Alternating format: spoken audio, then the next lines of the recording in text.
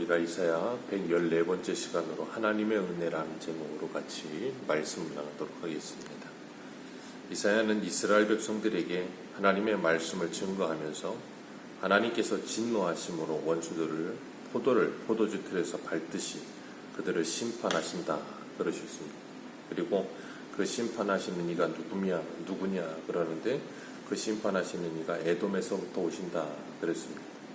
이 에돔은 이 야곱의 이스라엘의 형제국이었지만 항상 가까이에 있었지만 가까이에 있으나 멀리 있는 듯한 그런 나라였습니다. 그래서 이스라엘이 주변국으로부터 어려움을 당할 때면 항상 옆에서 항상 이스라엘을 괴롭게 하고 힘들게 하던 사람들이 에돔이에요. 그러니까 때리는 사람보다 말리는 시누이가 더 나쁘다는 그런 옛날 말처럼 그런 약간 에돔은 이스라엘에게 그런 존재 같은 사람들이 그렇게 계속 이스라엘을 괴롭게 하고 힘들게 하고 그래서 하나님께서 그들을 그냥 두고 보지 않으신다 그렇게 말씀하세요. 그리고 하나님께서 하나님의 심판을 베푸시는 중에도 하나님의 구원이 함께 일어난다 그렇게 말씀하셨습니다. 그리고 하나님의 구원을 받은 그 백성들은 어떻게 살아야 하는가 7절에 우리에게 말씀하고 계시는데 여호와께서 우리에게 베푸신 모든 자비와 그의 찬송을 말하며 사랑을 따라 자비를 따라 이스라엘에게 베푸신 큰 은총을 말하리라 라고 말하고 있습니다. 이게 바로 하나님의 구원을 받은 하나님의 백성들의 반응입니다. 하나님이 나에게 베푸신 은혜가 얼마나 큰 것인지 그리고 그 하나님의 자비와 사랑이 얼마나 큰 것인지를 경험한 하나님의 사람들은 그걸 전하지 않을 수가 없고 말하지 않을 수가 없는 거예요. 그리고 평생을 주님을 찬송하며 사는 인생들이 됩니다. 그래서 성도들은 이 땅에서 하나님의 구원을 경험하고 난 후에는 평생토록 주님을 찬송하는 삶을 사는 겁니다. 찬송한다는 건 우리가 예배 시간에 찬송가를 부르는 것만이 찬송이 아니라 우리를 구원하신 하나님의 은혜에 감사하며 그 감사함과 그 은혜의 감격을 가지고 살아가는 삶이 자체가 찬송이 되는 거예요. 그래서 하나님의 영광을 위해 무엇을 먹을까, 무엇을 마실까, 무엇을 입을까 하나님의 영광을 위해서 먹든지 마시든지 무엇을 하든지 주님의 영광을 위해 살아가는 것 자체가 찬송이 되는 겁니다. 그래서 우리는 우리의 삶이 찬송이 되고 우리의 삶이 예배가 되어서 주님과 동행하는 삶을 살아가는 것이 성도의 삶이에요. 그래서 로마서 12장에서 사도 바울은 분별하라 너희의 몸으로 산제사를 드리라 그렇게 말하고 있는 것입니다. 그것이 바로 구원받은 성도의 삶이어야 된다는 거예요. 하나님께서는 우리들에게 그런 하나님의 큰 은혜를 베풀어 주신다라고 말씀하셨고 그런 큰 은혜를 베푸시는 하나님께서 우리에게 어떤 구원을 주셨는가를 오늘 10절 이하에서 이야기하고 계세요. 하나님께서 이스라엘 백성들을 출애굽시키시고 광야에서 40년 동안은 그들을 어떻게 보호하셨는가를 이스라엘 백성들에게 가르치시는데 이스라엘 백성들 스스로도 이야기하는 것이 백성이 옛적의 모세의 때를 기억하면서 그 하나님 어디 계시냐? 그 하나님 어디 계시냐? 그 하나님이 지금 자신들과 함께하고 계시는데도 불구하고 그들은 그렇게 말하고 있다는 거예요. 왜 그런가 하면 지금 현실이 두렵고 힘들고 괴로운 거예요. 지금 현실은 바벨론의 포로인 거예요. 그러니까 그들은 하나님이 어디 계신지 모르겠는 거예요. 하나님이 우리를 버리신 것 같은 거예요. 그러다 보니까 그 하나님 이제 어디 계시냐? 그 하나님 이제 어디 계시냐? 그렇게 이야기하고 있는 거예요. 우리에게 이런 현실이 찾아왔을 때 반응은 그 하나님 어디 계시냐 하는 것이 아니라 욥처럼 욥도 자신의 모든 것이 다 날아가고 난 후에도 욥기 23장 10절에 말하는 것처럼 이 8절 9절에도 이야기하잖아요.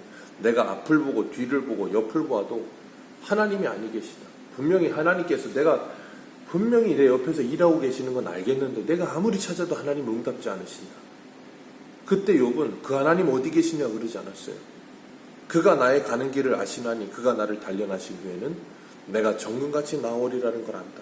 그 말은 뭐냐면 자신의 인생이 하나님의 손에 지금 붙들려 있다는 걸 고백하는 거예요. 내가 하나님을 인지하지 못하고 하나님을 만나지 못한다 할지라도 나는 지금 하나님의 손에 붙들려 있다. 이스라엘 백성들도 지금 상황이 바벨론의 포로로 있던 힘들던 어렸던 그것과 상관없이 나는 지금 하나님의 손에 붙들려 있다라는 것에 대한 분명한 인식이 있어야 되는데 그 하나님 어디 계시냐, 그 하나님 어디 계시냐 그러고 있는 거예요.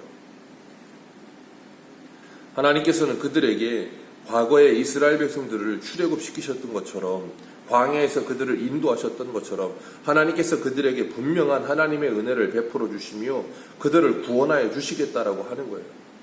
그래서 하나님께서는 바벨론의 포로로 끌려간 그들에게 이런 말씀을 하셨죠. 우리 예레미야 29장 한번 보겠습니다.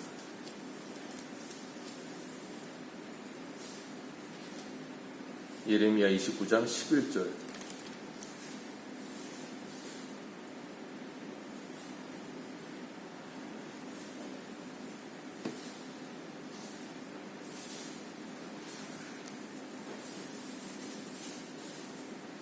예레미야 29장 11절입니다. 같이 읽습니다. 시작. 여호와의 말씀이니라. 너희를 향한 나의 생각을 내가 아나니 평안이요 재앙이 아니니라. 너희에게 미래의 희망을 주는 것이니라. 아멘. 네, 12절도 있습니다. 너희가 내게 부르짖으며 내게 와서 기도하면 내가 너희의 기도를 들을 것이요 너희가 온 마음으로 나를 구하면 나를 찾을 것이요 나를 만나리라. 아멘. 하나님께서 예레미야를 통하여 바벨론의 포로로 끌려가 있는 이스라엘 백성들에게 말씀하고 계시는 거예요. 너희들을 향한 나의 생각은 내가 안다. 너희들은 지금 어디 계시냐 어디 계시냐 그 하나님 어디 계시냐 그러지만 나는 너희와 지금 함께 하고 있다. 그러면서 너희들을 향한 나의 생각은 평안이지 재앙이 아니다.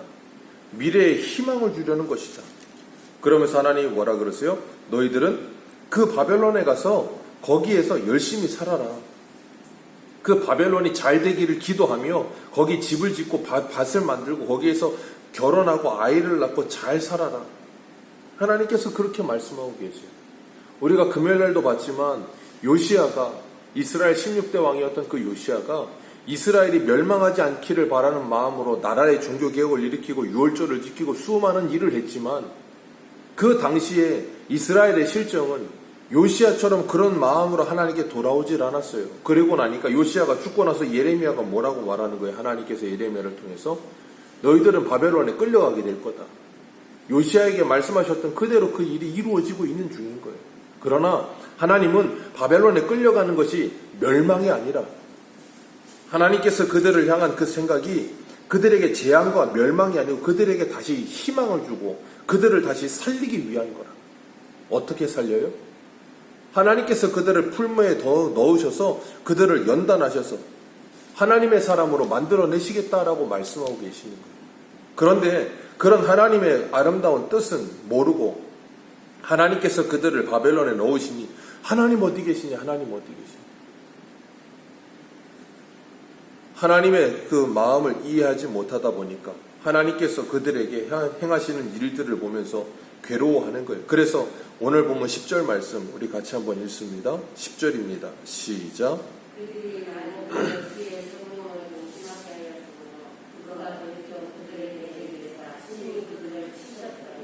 아멘. 그들이 반역하여 주의 성령을 근심케 함으로 하나님께서 그들을 돌이켜 뭐 하셨다고요? 대적이 돼서.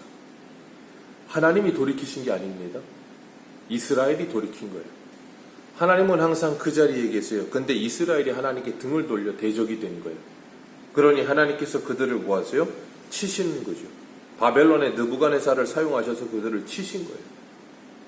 그런데도 그들은 하나님께 돌아오지 않죠. 하나님께서 이렇게 치실 때에도 한 번에 이스라엘이 망하지 않아요. 북이스라엘은 아수르에게 722년에 히스기야 때 한 번에 멸망하지만 남유다는 3번이나 하나님이 기회를 주세요. 3번이나 하나님이 기회를 주셔서 1차 공격당하고 여호야긴 잡혀가고 그리고 2차 공격받아서 다니엘 잡혀가고 3차 공격을 받아서 그제서야 이스라엘이 멸망을 해요. 그런데도 불구하고 이스라엘은 그때까지도 하나님이 그렇게 많은 기회를 주셨는데도 불구하고 돌이키지 않죠. 남유다가 그렇게까지 하나님을 돌이키지 않으니까 하나님께서 그들을 끝까지 뭐 하세요? 진노하셔서 치시는 거예요. 하나님의 진노의 손길은 이스라엘이 볼 때는 하나님의 우리를 죽이시고 우리를 멸망시키시는 것처럼 보일 정도로 두려울지 모르지만 하나님은 그들을 죽이기 위한 게 아니에요. 세상에 어떤 부모가 자녀가 잘못했을 때 자녀를 징계하는 게 자녀 죽으라고 때리는 부모가 세상에 어디 있겠습니까? 요즘은 하도 이상한 시대라서 그럴지 모르겠지만 그렇지 않다고요. 부모가 거의 대부분의 부모는 자녀를 사랑한다고요. 자녀가 올바른 길로 가며 바른 삶을 살게 하기 위해 징계하는 거지 자녀를 때리기 위해 때리는 부모는 없어요. 하나님께서 이스라엘 향해 그렇게 하시는 거예요, 지금. 그런데도 불구하고 그들은 그 하나님께서 그렇게 하신다라는 생각을 하지 못하는 거예요. 그리고 그들이 그런 괴로움을 당하고 있는 것도 하나님이 그 일을 하고 계신다는 걸 깨닫지 못하는 거예요. 하나님께서는 9절에 뭐라 그러세요? 우리 9절 같이 읽습니다. 시작. 오늘 본문 9절입니다.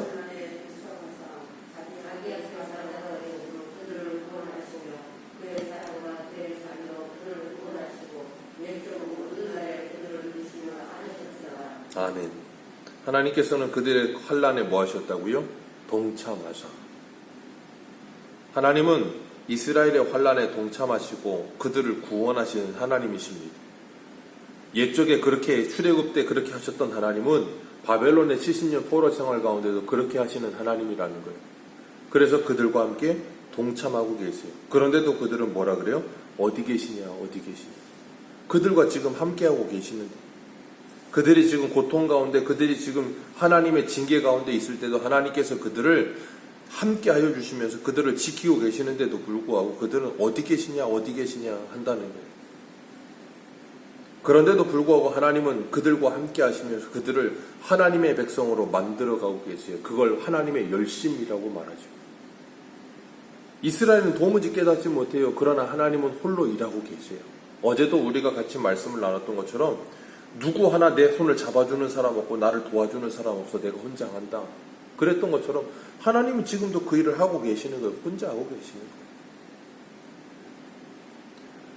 그리고 하나님께서 그 일 가운데 하나님의 사람들을 지키시고 하나님이 어디 계신지를 가르치시는 거예요. 그렇기 때문에 우리가 잊지 말아야 될 것, 우리의 일상 속에서 우리가 하나님을 떠나 있을 때 하나님이 우리를 대적하시는 게 아니라 우리가 하나님을 대적하고 있다는 걸 깨달아야 돼요. 그리고 속히 하나님 앞에 돌이켜야 되는 거예요. 하나님 앞에 돌이켜야 되는 거예요. 그게 은혜입니다. 성령, 오늘 본문에 말씀하시는 것처럼 성령을 근심케 하지 말아야 돼요. 우리의 삶 속에서 성령을 근심케 하고 성령을 소멸케 하는 일들이 없어야 되는 거예요. 성령의 인도하심을 받는 삶을 살기 위해 내 육체의 소욕이 제어되어지고 내 육체의 소욕이 날마다 죽어져야 되는 거예요.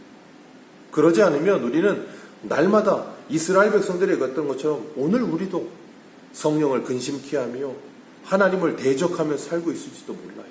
그러면서 하는 말이 왜 하나님은 어디 계시냐? 왜 하나님은 나를 도와주시지 않느냐? 우리도 똑같이 그렇게 말할지도 모릅니다. 그런데 하나님은 그때에도 우리와 뭐하고 계신다고요? 함께 하시며 우리의 환난에 동참하고 계신다. 그리고 우리와 함께 하시는 하나님은 우리의 마음속에서 탄식하며 우리를 위해 기도하고 계세요. 우리가 깨닫지 못할 뿐입니다. 그렇기 때문에 우리가 오늘 하루를 살아가면서 하나님께서 우리에게 베푸신 은혜를 기억하며 우리를 향한 하나님의 사랑은 재앙이 아니라 미래의 소망을 주려는 것이라. 그 하나님의 마음을 깨닫고 주님과 동행하는 저와 여러분들 되시기를 주님의 이름으로 축복합니다. 기도하겠습니다.